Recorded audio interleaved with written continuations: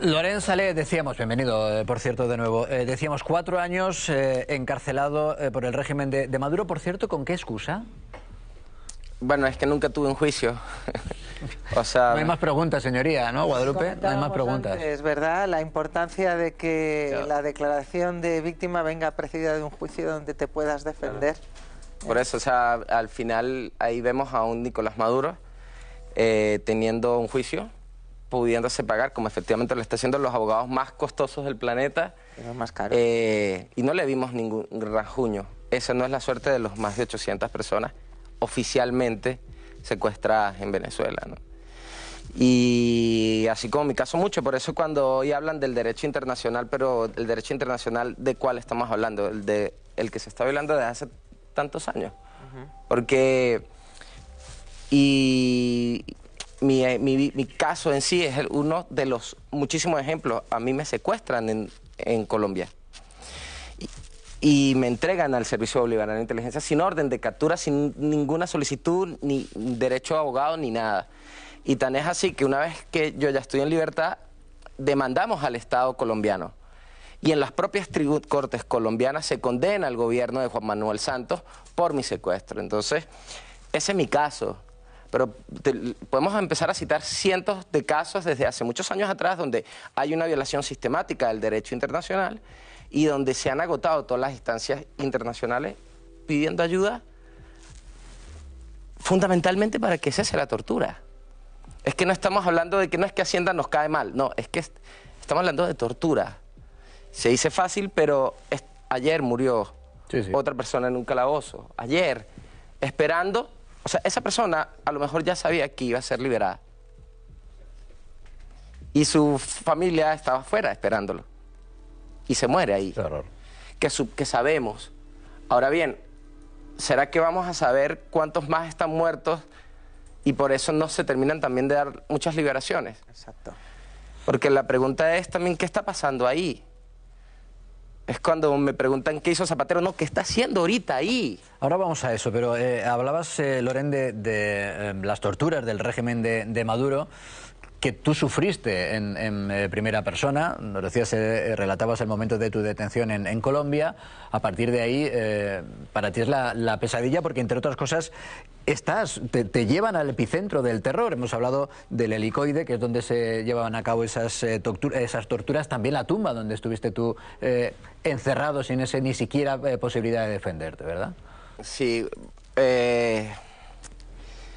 Mira, yo hoy comentaba con un periodista chileno y le decía que duro es tener que, como víctima, una y otra vez, después de tiempo, seguir contando y removiéndote un montón de cicatrices, abrir una puerta donde hay un montón de cosas y que estás prácticamente obligado a hacerlo, detallando esas cosas porque hay gente que todavía le cuesta aceptar que en Venezuela se tortura.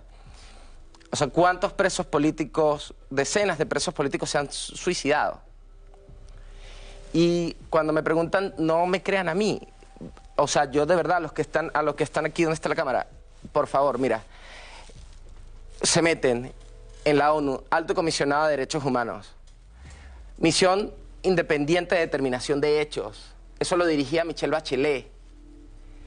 Ahí pueden leer detalladamente todas y cada una de las torturas que se aplicaban en Venezuela, desde violencia sexual, violaciones sistemáticas a las mujeres, hasta todo tipo de tortura blanca y pues mira, física. Loren, si te parece, nuestra compañera María Alonso Vega ha hecho esa labor de documentar, de efectivamente comprobar cuáles eran.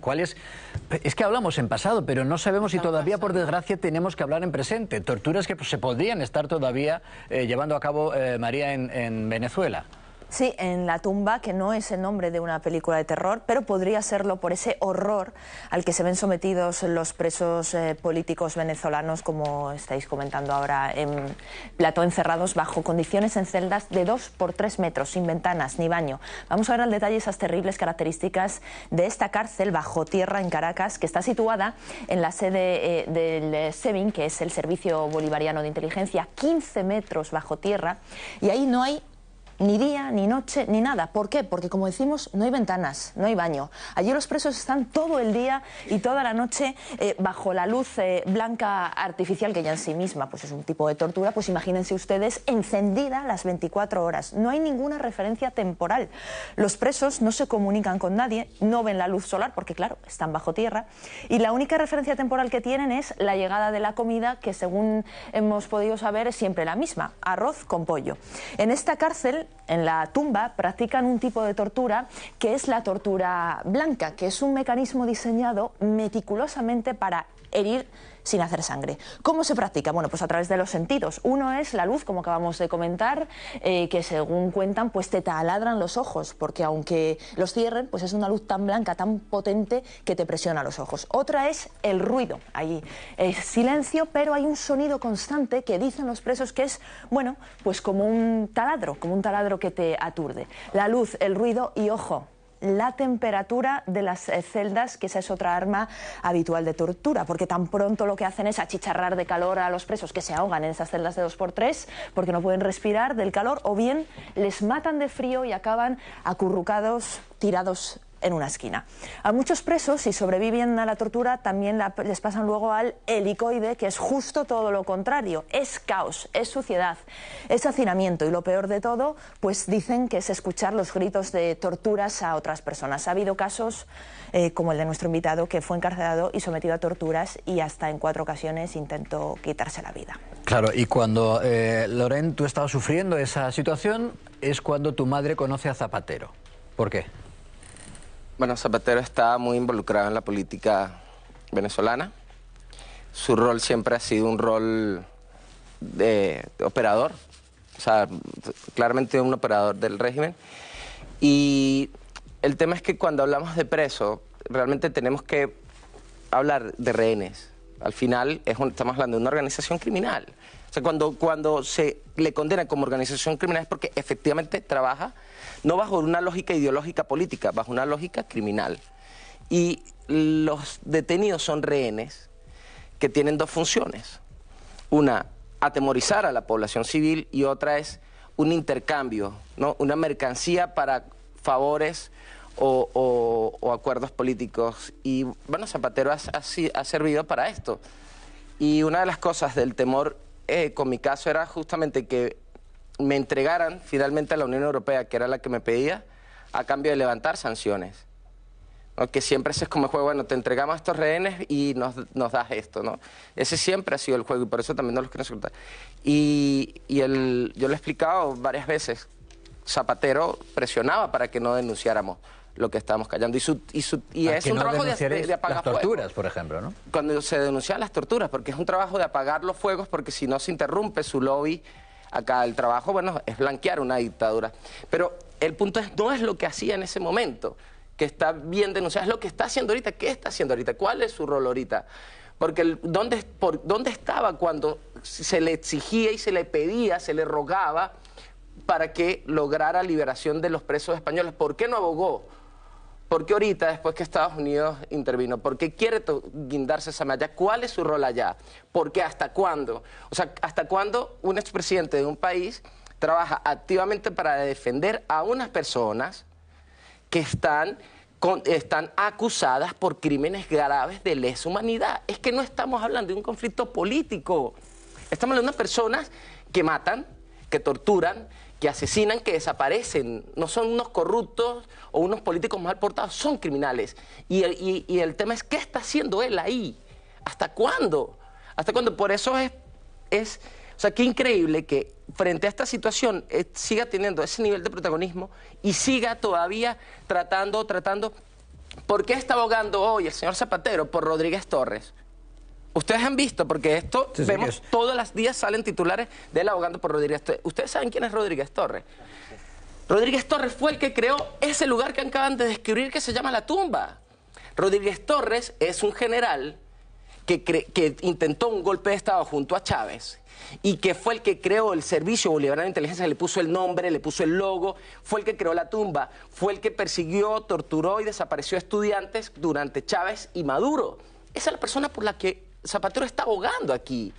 ¿Por qué él hoy está proponiendo a un torturador, a alguien investigado por crímenes graves, lo propone como alguien para una transición? ¿Quién le llama? ¿Hasta cuándo? ¿Por qué no escucha a las víctimas? ¿Por qué se sienta y protege a ese señor cuando aquí hay madres de hijos que han sido asesinados, madres de personas de niños que están presos y él no las quiere atender? O sea, ese es el punto. O sea, ¿cuál es su rol? ¿Hasta cuándo? Mencionabas a las madres. En el caso de Zapatero, creo que el expresidente español se pone en contacto con la tuya para decir que silenciaras la denuncia de las torturas que había sufrido, ¿no? Por eso fue que cuando a mí me liberan, que intentan decir que él tenía algo que ver, lo primero que salió, la llamaron para después decirle que dijera algo, y mi mamá se molestó, obviamente. Y yo esto por eso, cuando yo lo contaba, yo le decía a mí que me desmienta el ministro de Exteriores o el mismo presidente Sánchez, porque yo estábamos reunidos en la Moncloa y esta pregunta se la hice. Si él tenía algo que ver en mi liberación, porque eso era lo que querían decir afuera. Y le dije, lo que usted me diga aquí, lo diré en los medios de comunicación.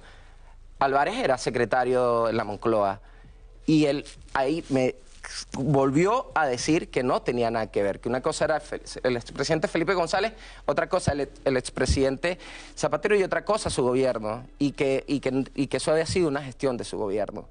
Entonces, claro, ahorita sí sale, a ver, que ¿hasta cuándo vas a querer limpiar a los criminales? Porque ese es su rol. O sea, Rodríguez Torres y toda esta gente son gente grave. O sea, no estamos hablando de un político mal portado. Hay un caso en la Corte Penal Internacional. La Fiscalía de Chile, mira la gravedad del asunto, la Fiscalía de Chile acusa a Diosdado Cabello y al régimen venezolano por enviar un comando a Santiago de Chile a secuestrar a un opositor, torturarlo y enterrarlo vivo. No lo digo yo, no lo dice la ONU, lo dice la Fiscalía de Chile bajo el gobierno de Boric. De esto estamos hablando. Claro, la duda que insistimos y que permanentemente vuelve a aflorar es si eso sigue ocurriendo a día de hoy y a pesar de que haya sido detenido el tirano Maduro. Hablábamos durante la publicidad y me decías, pese a todo tengo esperanza de que en mi país haya finalmente un cambio democrático. Mira, yo sé que muchos se han burlado. Sé que muchos se han burlado de vernos contentos. Muchos se han burlado porque nos ilusionamos. Claro que sentimos miedo. Claro que tenemos dudas, incertidumbres. Claro que tenemos mucha ansiedad y que también nos preocupa lo que pueda hacer la administración de Trump en un futuro. Pero, ¿sabes lo que significa haber no desaparecido, esposado, presentado ante un tribunal a la persona que ordenó la desaparición de centenares de personas?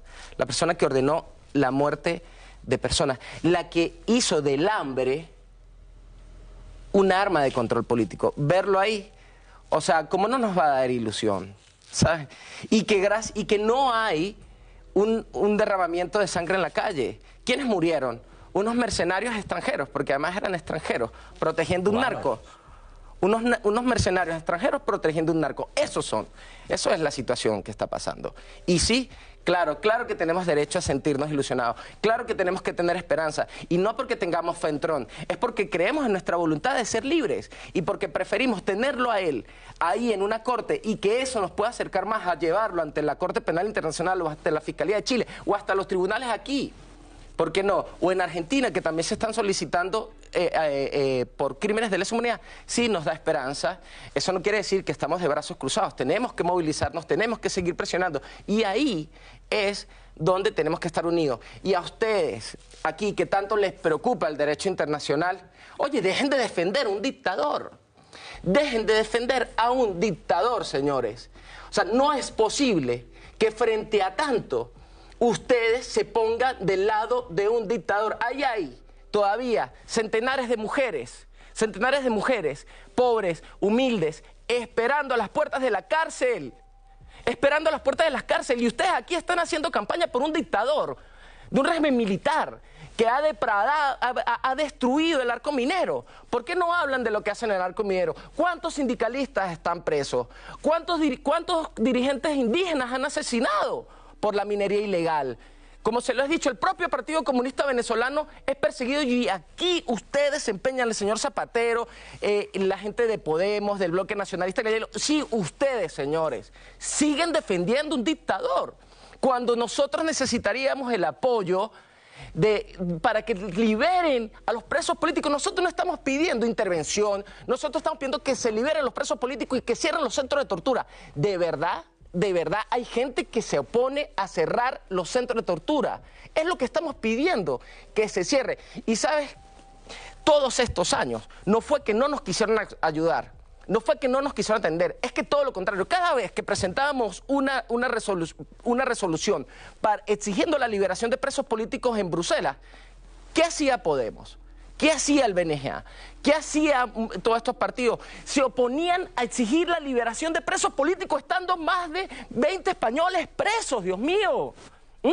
Cuando se solicitaba pedir que se dejaran de torturar gente, ¿qué votaban ustedes? Se opusieron todos estos años. Se opusieron. El problema no es que no puedan opinar de Venezuela, el problema es que tienen metido en Venezuela todos estos años a favor de un dictador militar que asesina, señores, que asesina. Y yo tengo que ponerme, y todos mis compañeros, una y otra vez, salir en los medios de comunicación a estar desmintiendo y desmintiendo y desmintiendo. Porque ustedes hablan desde un panfleto. Sí, desde un panfleto. Nosotros hablamos desde las heridas, se las mostrábamos. Tenemos que mostrar las heridas.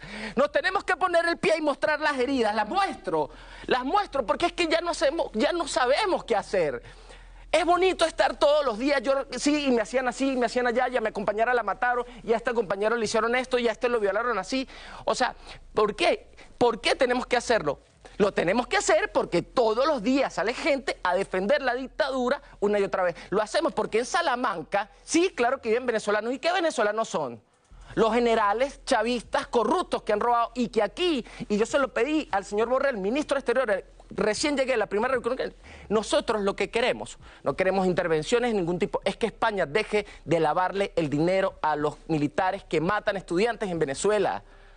Justo veníamos de hablar de eso, efectivamente, con el rescate de Plus Ultra, Maite. Sí, la verdad es que es escalofriante el testimonio de Loren, que me parece que está muy bien que los ciudadanos españoles lo escuchen, porque es cierto que aquí hay una dirigencia, hay una especie de ecosistema de la izquierda que justifica todo eso, ¿no? Y que poco menos que ha lavado la cara a esa dictadura y ha contado a los ciudadanos que son unos progresistas que están luchando por la revolución en Venezuela. Está muy bien que tú lo cuentes en primera persona, pero yo querría fijarme en dos políticos españoles para que tú más o menos nos arrojes luz sobre cómo se ligaron, cómo se vincularon a Maduro, y primero a Chávez y luego a Maduro. Uno es Pablo Iglesias, es Podemos. Ese partido hace 10 años apareció en España, aterrizó para pretendidamente defender los derechos de los ciudadanos más vulnerables en España, y todos empezamos a conocer sus vínculos con la dictadura. No fue casual que llegaran con dinero, con poder,